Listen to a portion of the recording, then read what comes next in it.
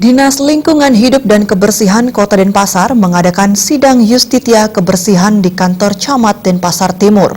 Sebanyak 22 orang pelanggar kebersihan terjaring. Para pelanggar selanjutnya menjalani sidang tindak pidana ringan atau tipiring.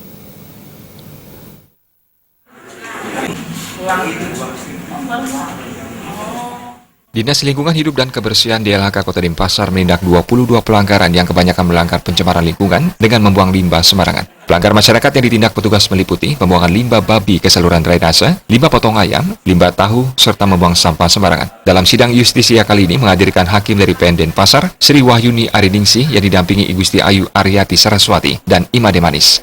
Dari 22 pelanggar, hadir 13 orang pelanggar, terdiri dari limbah potong ayam 1 orang, limbah babi 11 orang, serta pelanggar sampah 1 orang. Pelaksanaan sidang penegakan sanksi berupa denda dan kurungan untuk pelanggar limbah ayam dikenai denda Rp1 juta, limbah babi Rp1,5 juta, serta sampah Rp300.000. Kepala Dinas Kebersihan Kota Denpasar, Ketut Wisada mengatakan, tujuan terus diadakannya sidang ini adalah untuk menyadarkan masyarakat akan pentingnya kebersihan menuju Kota Denpasar yang bersih dan lestari. Semuanya mengacu pada Perda Nomor 1 Tahun 2016. Meskipun pelaksanaan sidang tipiring terus dilakukan, namun masih ada masyarakat yang melanggar. Pihaknya bekerjasama dengan Satpol PP Kota Denpasar akan terus melakukan pembinaan dan penyuluhan serta tindakan tipiring untuk memberikan efek jera kepada masyarakat.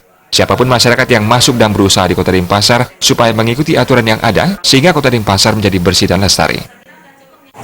Pelaksanaan sidang justisi pada hari ini Senin tanggal 27 Agustus 2018 ini kita laksanakan dalam rangka melaksanakan pencegahan pencemaran yang dilakukan oleh masyarakat Denpasar guna mewujudkan Kota Denpasar yang bersih dan lestari.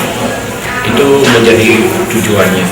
Program ini kita terus laksanakan dalam rangka seperti tadi mewujudkan Kota Denpasar itu yang bersih di sebuah lingkungan yang lestari berdasarkan Perda Nomor 1 Tahun 2015. Program ini kita terpadu dengan PP Kota Denpasar melaksanakan pembinaan, penyuluhan, kemudian langsung dilaksanakan tindakan tipiring pada hari ini.